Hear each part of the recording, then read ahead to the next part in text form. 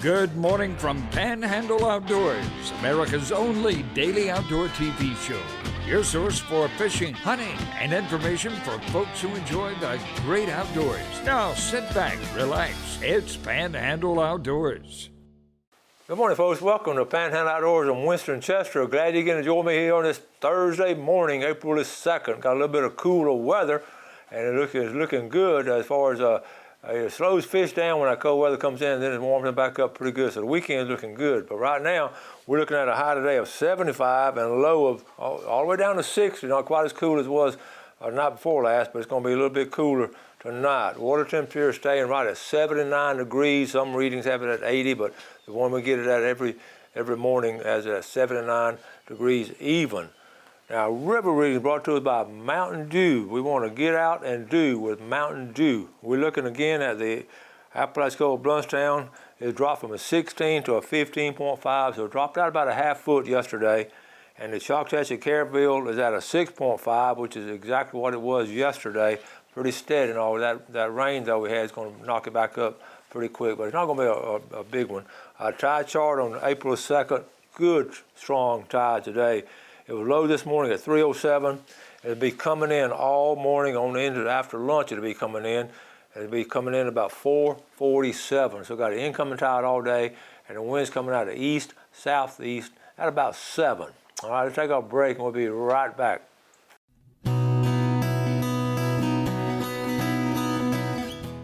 Welcome back. You remember recently we had Paul and Julie Winterman on the show. We were talking about that outdoor photography. We got a lot of good feedback from there. It just, I'm fascinated how much so many people love outdoor photography. I'm glad you do. It's a fun thing to do, and it's something that you can do today. And Paul, remember when they were leaving, they were going to head for Alaska, driving to Alaska. And I told them to stay in touch and send us some pictures and all. So here they are. I'm going to read what he said. He said, here we are, the Yellowstone's Lamar Valley, one of the areas in the park that has wolves. So we got there at first light and hiked to the Lamar River. Unfortunately, no wolves, but the buffalo migration and the rut was in full swing. One of the things I wanted this trip was to get some close-up shots of the buffalo crossing the river, get at a right angle. So anyway, we got some pictures here of them crossing the river, and isn't that fascinating as far as our American history on the buffaloes? I got two. This second picture here, and look at that scenery. Okay, and then some close-up shots. Close-up shots there, and I don't know how close he got to them, but we got 5. You see on through here some really good pictures. So Paul Winterman and Julie they're out there, like I say, in Yellowstone. I think they're moving on. They're sort of they stay by themselves a lot, so I don't think the virus is going to hurt them that much as far as being around people. They just they've been soloing for years, and it's right up their alley doing that. And we want to stay home, and their home is in their car. All right, now I'm going to show you a couple. I got a couple, talking about the finding humor in hard times and all is always important. So I got a couple sent to us. Okay, here we go. This Bill Morgan sent this. Bill went to school with me. I told my wife how thankful I was to have someone I enjoyed being quarantined with. She said, must be nice. All right, the other one. Okay, here's another one. If this virus is going to cause the end of the world, I'm breaking into the Bass Pro Shop and fishing the big tank before I die. Okay, how about homeschooling? I get a lot of info from the homeschooling parents. Everybody's enjoying it and it's challenging and all, but this is a science project for homeschool, and you can see that science project has been carried on a couple of generations ago with the moonshiners, but that was just all kind of science projects. How about one more? If you see my kids crying outside and picking weeds, just keep on driving. They're on a field trip. And I get tickled, again, like I said on the show the other day about the outdoor ed part being really strong in this homeschool curriculum. But parents, and it's so, you stop and think about it, it makes so much sense to work the kids inside on a computer a little while and, make sure to get all the lessons and all. But my goodness, take them outside, let them have recess, let them get outdoors and all. And sometimes recess lasts a bit longer, but there's a reason for recess. I've always said that. Okay, now look, Darren Parker sent this. Darren I said, "Good morning, Coach. My son Noah got his first gobbler of 2020 last Saturday morning during the youth hunt. I'm a little late running this. He had 10 3/4 inch beard. He bagged 2 nice birds last year. He's halfway there this year. Hope you and your crew are doing well, Darren." So here's a picture right here. Is that not just, that's a great picture in the Florida outdoors with that palmetto and pine trees and a youngster being successful out in the woods. Congratulations, Darren, for introducing him to this. Real proud of y'all. Okay, now I got a note, also got a note from, we're talking about this. This is from Christina Cantrell with Baywatch. I'm just gonna read a note. "Winston, do you live over on Deer Point Lake? I'm needing a water quality sampling volunteer over there to do samples 2 or 3 times a month for Baywatch. I also need someone for East Bay. Do you know anybody who may be interested in becoming sampling volunteers?" And I said, I live on North Bay, but I do know quite a few folks on Deer Point. So a lot of viewers now, a lot of y'all up there, if you want to do this, it's a good way to just, that water sampling is so important. And she's going to be, the Baywatch is a little volunteer group of folks, and they take the water samples and all, and that would be so important. So anyway, also on East Bay, and then what she said, here's what's going on now. I replied to her. I said, "Let me mention this on Panhandle Outdoors, and I'll almost guarantee you we can get some help. So y'all gotta back me up on this." And so then she sent back an email. "That would be great. Right now we have students from North Bay Haven monitoring East Bay and St. Andrew Bay. Well, the kids not in school anymore, so they don't have anybody monitoring it. So they need some help there. We monitor 73 sites all over the bay, including North Bay. So if you ever want to give it a try, let me know. I'm gonna start doing it on North Bay. I'm gonna get with her and start doing some samples just a couple times a week. That's a few minutes a month. I can volunteer that. We are about to add the fecal coliform to our monthly sampling, which is a big deal for us. We've been monitoring the bay since 1989. We're also still looking for property owners who need shoreline restoration using a living shoreline. We use grasses in classes, and that will probably be postponed for the remainder of this year because it takes a while to get it set up and all, but next year it'll be something good. Look at that. That's Christina Cantrell with the St. Andrew Bay Resource Management Area in Baywatch. I know all of our bay systems throughout the Panhandle need to be monitored like this, and a lot of it is just volunteer people. One of the things, if you follow the news and look at what's going on in South Florida, you of course have all kinds of Facebook websites and all, but the news on the water, and talking to people down there, some of the people I know, the water contamination in South Florida has just become, they're just inundated with a lot of polluted water. And you can see in the red tide and a lot of things that's happened down there, and it's coming from scientists as far as seeing the water quality. And it's a couple of simple reasons. Number one is losing the stormwater runoff. The swamps and all the trees and all by the water have been cut, so a lot of stuff is going into the bay, and a lot of situations where it's just washing in there, and then a lot of fertilizer coming from golf courses and all kinds. Not one thing, just a myriad of different reasons for water pollution, and our water quality is so important up here in the Panhandle. And we just need to, canary in the coal mine is what's going on in South Florida. So we need to be aware of that and see if we can prevent it. So part of this water sampling, that's why I'm so high on it, and I appreciate them doing this so much. It's just critical that we do that. But if you look around, the development in the last few years is really developing all over the place. Now, nothing wrong with development, you know that. But we just got to make sure that our developers are aware of our water quality. It's as simple as that. And there's some good developers that do that. They know exactly how to do it. And there's some other unscrupulous ones just going to pack them in there wherever they can. So we want to make sure we keep our quality. Let's take a break and we'll be right back.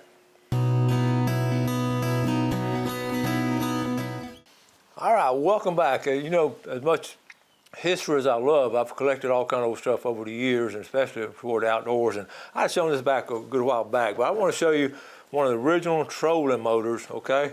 You can see it right here, and I found this years ago, And what you can see it's a hand crank, and so this you can see it cranking.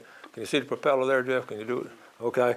And of course it clamps on the back of the boat. This was before it had any kind of motor glides and different sides. There were people that invented this would be fascinated looking at our trolling motors now. It's fairly lightweight, and it's just a lot of. I just always fascinated with it, and it's one of those things that came out. It was made in Florida. Made over in St. Augustine, Universal Products, and I found it at an antique tackle show. Now, I had to have it. So now, if I run out of gas or something, I'll always have a way to get in. Especially it's good for these ponds and all. So people ask me, Coach, what can we do now? What's going on now? So we're going to try to keep you informed and updated on what's going on. I know you watch the daily news, and like I told you before, get an update on something, and then turn the TV off and turn off Facebook. I mean, there's just so much. I've seen more negative stuff seem like lately than I have in a long time, and I hate it because we need to be positive and encouraging now. So anyway, I took down some notes. First of all, let's talk about the boat ramps. I got a message from my friends down in Gulf County. They've ended up, you may have seen on the news, the city of St. Joe closed it. Somebody called it a $10 ramp. So they closed a $10 ramp in the city of St. Joe. It's closed off to the public. Now, the state park, of course, is closed. And so, okay, so you go to option number 3, it'd be Presnell's, and somebody say, nope, Presnell's is closing. That boat ramp at Presnell's closed. And option 4, let's go to Highland Park. And somebody said, nope, Highland Park boat ramp is under construction. So the 4 major boat ramps that get into St. Joe, they're all closed. So you won't be able to fish St. Joe Bay from a local situation there. Just be aware of all of them closed. I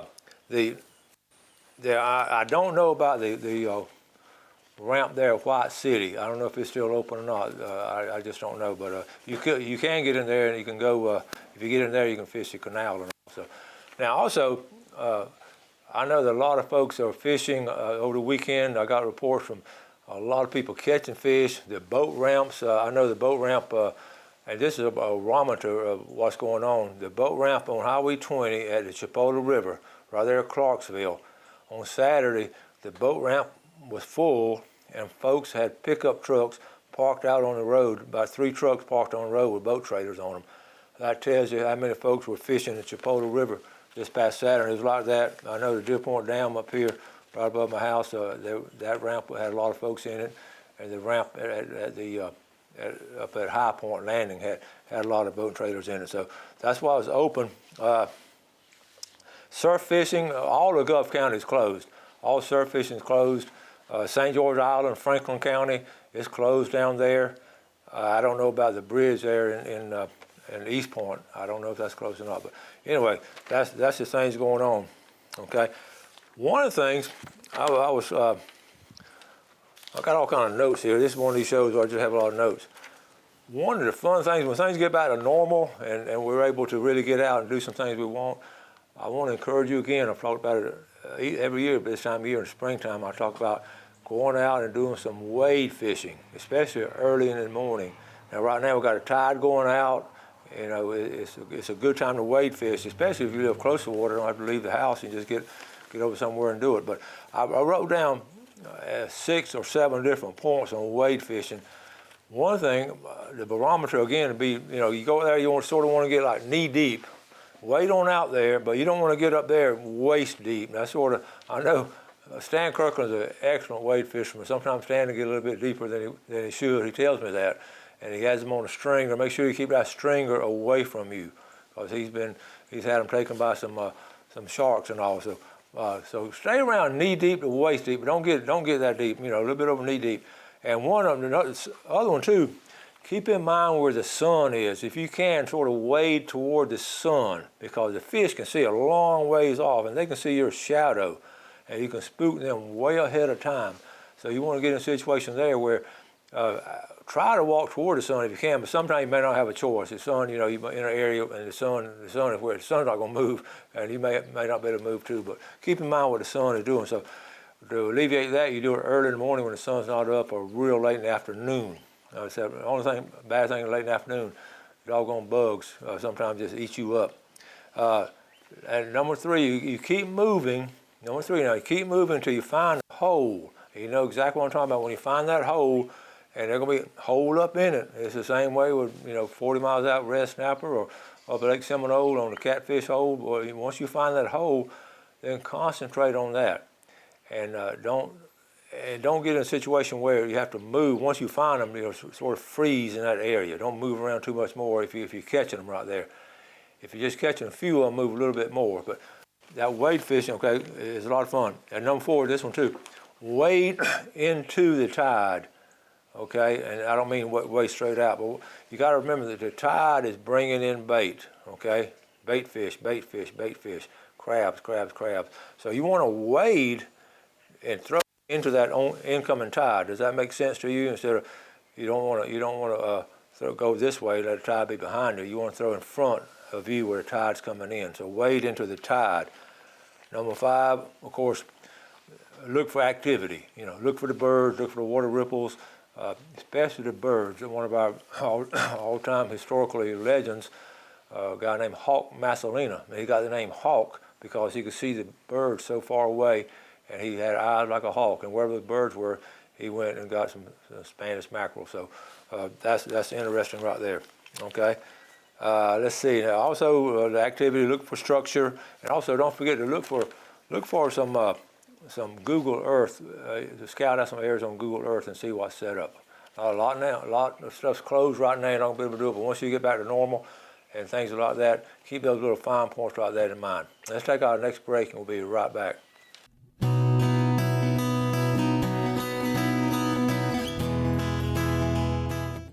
All right, welcome back. Let's take a look at this day's fishing game times. Looking at it, they brought to us by Blue Water Outriggers, 7:55 to 9:55 this morning, and 8:24 to 10:24 tonight when the activity is going on. A couple of pictures I want to show you. Here's one of Randy Isaacson. This is a fine trout. He caught this beauty this morning, 23 inches. He caught it and released it. That is a fine trout right there, Randy. Congratulations. That is a good one. Okay. I wanted to, let's see, I got a couple more pictures. Here's one. This is up there hometown, out right outside of Quincy, killed in Havana, which is right outside of Quincy. I want to show you some pictures. Jessica Mock, I looked at this to make sure it wasn't Photoshop, but this is a rattlesnake eating a squirrel. And their story was, my mom stopped out to unload the feed, and there was a squirrel halfway down. It was 9 foot to the head. Update, I'm getting a lot of messages, and it was killed, so I figured to add this. Anyway, I'm going to show you, okay, this is the Mock family. You see the squirrel part of the way down, and here's another picture of it right there. That's a big rattlesnake there. So anyway, and also, speaking of animals in the wild, how about this one? This gator was on a railroad track and actually was decapitated by the train. I don't know. I don't know if this, again, I don't know if this is Photoshop or whatever, but it was interesting. Okay, Austin Allen, Jennifer Allen, Donna Allen. Now this is good because they were just honest. They said, try to do a little Spanish fishing today, and no luck. Oh well, I'd rather be on the water than land any day. And here's I don't know if Bill was with them or not. He might have just had a boatload with the kids and all, but anyway, they had a good time on the water. All right. But Spanish has been doing good and all.